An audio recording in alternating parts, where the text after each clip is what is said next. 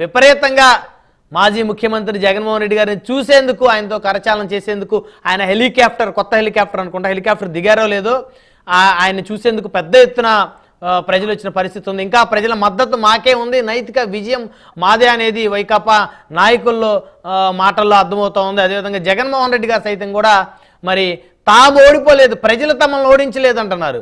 కూటమి పార్టీలు ఏవైతే ఉన్నాయో వారు ఇచ్చినటువంటి అబద్ధపు హామీలు మాత్రమే ఓడించారు. అంటే ఏంటి సార్ ఈ రెండింటి డిఫరెన్స్ ఏంటి? నాకు వైసీపీ ప్రతినిధులు మాట్లాడుతుంటే నాకు చాలా నవ్వు వస్తుందండి. మేము ఓడిపోలేదు, ఓడిపోబట్టే కదా ప్రతిపక్షంలో కూర్చున్నది, 11 సీట్లు రాబట్టే కదా మీకు ప్రతిపక్షంలో కూర్చున్నది. బ్రహ్మనాయుడు గారు, మీరు మీ ఓపెనింగ్ రిమార్క్స్ లో ఒక ఇంపార్టెంట్ పాయింట్ రైజ్ చేశారు. జగన్మోహన్ రెడ్డి గారు తనను తాను మోసం చేసుకుంటున్నాడు అని. ఎస్, 100% మీరు చెప్పింది ఒకటి. నేను ఇంకోటి కలపదలుచుకున్నాను. జగన్మోహన్ రెడ్డి గారు తను మోసం చేసుకోవడమే కాదు, ఆయన సొంత పార్టీని కూడా మోసం చేస్తున్నాడు. సొంత పార్టీని కూడా మోసం చేస్తున్నాడు. ఏ విధంగా కూర్చొని రివ్యూ చేసి ఎక్కడ ఏమి జరిగిందని ఆత్మ పరిశీలన చేసుకోకుండా అబద్ధపు మాటలు మాట్లాడుతూ ఓడిపోలేదు అని చెప్తూ ద్వారా ఆయన సొంత పార్టీని కూడా మోసం చేస్తుంది. ఒక్క నిమిషం, నేను దయచేసి మిగతా మిత్రులు జోక్యం చేసుకోకుండా ఉంటే ఒక 2 నిమిషాలు నేను మాట్లాడతాను. వారు ఏమంటారంటే జగన్మోహన్ రెడ్డి గారు అబద్ధాలు చెప్పరు అన్నారు. ఒక భయంకరమైన అబద్ధం చెప్పంటారా? మనకు తెలుసు కదా, అది మీ బిడ్డకు టీవీ లేవు, పేపర్లు లేవు, అది అబద్ధం నిజమండి. అది చిన్నప్పటి గారు చెప్పాలి, ఇంకా చిన్నప్పటి గారే చెప్పాలి, నేను చెప్పకూడదు. ఒక నిమిషం, తర్వాత చిన్నప్పటి గారి తర్వాత మాట్లాడతారు. ఇది పచ్చి అబద్ధం. మీ బిడ్డకి టీవీ లేవు, ఇది లేదు. రెండోది, పెత్తందారులకే పేదలకి ఈ యుద్ధము. జగన్మోహన్ రెడ్డి గారు పెత్తందారా పేదవాడా అది తెలిపద్ది. నేను వచ్చిన వారం రోజుల్లోనే సిపిఎస్ అమలు జరుపుతాను అని చెప్పారు. అది అబద్ధమా నిజమా? నేను దశల వారీ మద్య నిషేధం చేసి 2024 ఎన్నికల్లో నేను సంపూర్ణ మద్య నిషేధం ప్రకటించకుండా ఎన్నికలకు రాను అన్నారు. అది అబద్ధమా నిజమా? చెప్పనండి. ఆయన ఓడిపోయింది అబద్ధమా నిజమా? ఆయనకి 11 సీట్లు వచ్చింది అబద్ధమా నిజమా?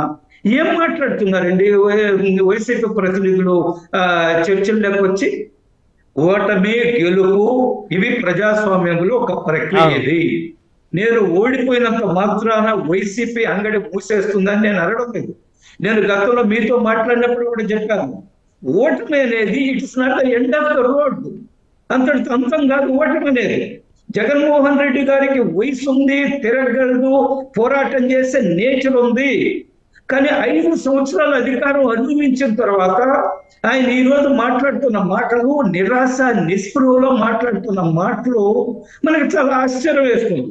అందుకని నేను ఏం చెప్తున్నానంటే, ఇప్పుడు చెప్తున్నాను మేము ఓడిపోలేదని. మీకు జనం మద్దతు ఉంది, 39% ఓట్లు వచ్చింది, అందులో ఎవరికి వనమాలేదే. ఇది లెక్క కదా. ఎవరు బ్రహ్మనాయుడు గారు కాదనగలరా? నేను కాదనగలరా? వివేక్ బాబు కాదనగలరా? లేదా ఇంకొక సోదరుడు కాదని ఎవరు కాదనగలరు? బ్రహ్మనాయుడు గారు 2014లో చంద్రబాబు నాయుడు గారు గెలిచినప్పుడు వైసీపీకి టీడీపీకి ఓట్ల శాతం అంతా మీకు గుర్తుండే ఉంటుంది, 5 లక్షలు. ఆ రోజు ఓటమిని అంగీకరించారా లేదా వైసీపీ వాళ్ళు? ఖచ్చితంగా అంగీకరించారా? అది ప్రతిపక్షంలో కూర్చున్నారా?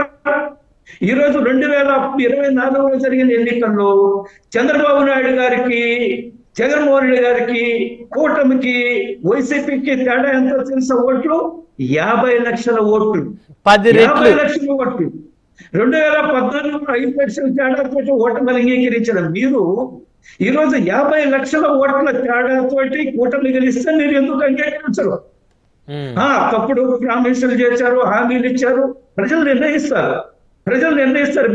మీకు ప్రజలు నిర్ణయించారు కదా. మీరు చెప్పిన మాటలకి, చేసిన చేష్టలకి, అమరావతి మీద దుర్మార్గం చేసిన దానికి, రాజకీయ దుర్మార్గాలు చేసిన దానికి, హత్యలు చేసిన దానికి, ఇందాక చంద్రబాబు గారు మాట్లాడుతూ DBT, direct benefit transfer, Chinnapireddy గారు, మీరు టీబీటీ డైరెక్ట్ బెనిఫిట్ ట్రాన్స్ఫరే కాదు, dead body benefit direct transfer చేశారు, మర్చిపోయారేమో.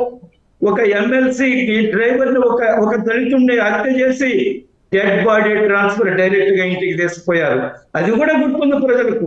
నేనేమంటున్నా అంటే, ఈ రోజు మీరు ఇంత ఆయన పిన్నెల్లి రామకృష్ణారెడ్డి గారి విషయం మాట్లాడుతూ చెప్పారు, ఆయన ఈవీఎం పగలగొడితే ఏమిటి, అక్కడ రిగ్గింగ్ జరుగుతుందని విజువల్స్ వచ్చాయి. అక్కడ రిగ్గింగ్ లేదు.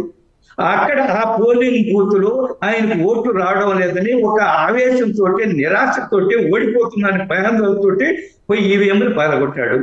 ఈవీఎంకి అడ్డం వచ్చిన అతన్ని ఒక అతను అడ్డం వెళ్ళాడు.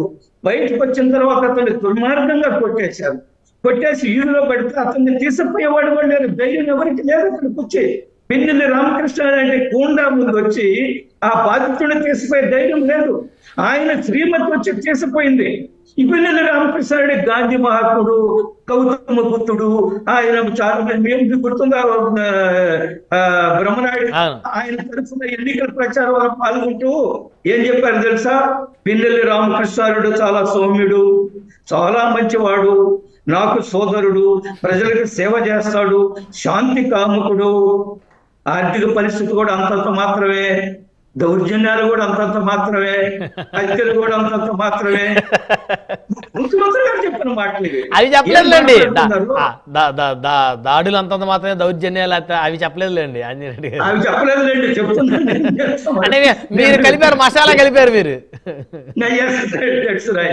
కానీ ఆయన మీద 2 హత్య కేసులు ఉన్నాయి, దౌర్జన్య కేసులు ఉన్నాయి, దందాలు నడిపాడు, టీడీపీ పార్టీల మీద దాడులు చేశారు, టీడీపీ ఇళ్ల మీద దాడులు చేశారు. ఆయన గాంధీ తర్వాత ఆయనే పుట్టాడు మన ఆంధ్రప్రదేశ్ లో జగన్మోహన్ రెడ్డి గారు చెప్తూ ఉంటే ఇంగిత జ్ఞానం ఉండదండి ఎవరికైనా. ఏం జరిగిందో తెలుసు కదా, ఎందుకు ఓడిపోయావో తెలుసు కదా. మీరు అంటున్నారు మాకు 11% 11 సీట్లు వచ్చాయి, 1 లక్షల చిల్లర వచ్చినా గానీ అని. 2019లో కూడా చంద్రబాబు నాయుడు గారు కూడా 40% వస్తే 23 సీట్లు వచ్చాయి. మర్చిపోయామా? కాబట్టి మన ఎన్నికల ప్రక్రియలో ఫస్ట్ పాస్ట్ పోస్ట్ ఎవరైతే ముందు ఎక్కువ ఓట్లు వస్తాయో వాళ్ళకి గెలుస్తుంది. మన ఎన్నికల ఇదిలో ఉందో మాకు గతంలో 2019 కంటే 2024లో భారతీయ జనతా పార్టీకి 0.6% తక్కువ వచ్చాయి బ్రహ్మనాయుడు గారు. 63 సీట్లు పడిపోయాం మేము. అదే కాదు, గత 2019లో వచ్చిన ఓట్ల కంటే ఇప్పుడు వచ్చిన ఓట్లు మాకు 68,50,000 ఓట్లు ఎక్కువ వచ్చాయి మళ్ళా 2019లో వచ్చిన ఓట్ల కంటే. కాబట్టి ప్రజాస్వామ్యంలో ఓటమిని హుందాగా స్వీకరించాలా, ఒకసారి ఆత్మ పరిశీలన చేసుకోవాలా, మనం ఏమి చేశాము, ఎందుకు ఇట్లా ఇది అని. నేను ఒకటే చెప్తున్నాను వైసీపీ నాయకులకి, మీ అంగడి మూసేయలేదు. మీరు 11 మంది ఎమ్మెల్యేలు నిన్నటి రోజులు ఏమన్నారు, మీ జగన్మోహన్ రెడ్డి గారు ఎవరు అడిగితే 11 మంది కూడా వెళ్ళిపోతారంటే పోయేవాడు మానేవండి అన్నాడు. ఒకటే మాట. వాట్ కైండ్ ఆఫ్ ఇది ఏమిటది నాకు అర్థం కాదు. నియంత పోకడా మీ దృష్టిలో ఆంజనేయుడు గారు? నేను అదే చెప్తున్నాను, విపరీతమైన ధోరణి, అది కరెక్ట్ కాదంటున్నారు. నేను ఆయన్ని సైకో అని, లేదా దుర్మార్గుడని, లేదా రాజకీయాల్లో ఉండకూడదని మిగతా వాడు మాట్లాడినట్టు నేను మాట్లాడాను.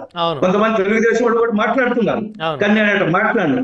బట్ దిస్ విపరీతమైన ధోరణి ఏదైతే ఉందో, నేల నుంచి సాము చేయడం ఏదైతే ఉందో అది మంచిది కాదు.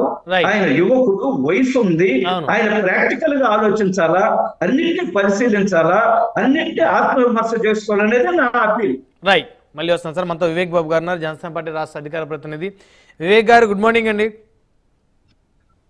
బ్రహ్మనాయుడు గారు, మీకు ప్యానెల్ సభ్యులకి, ప్రైమ్ 9 వీక్షకులందరికీ గుడ్ మార్నింగ్.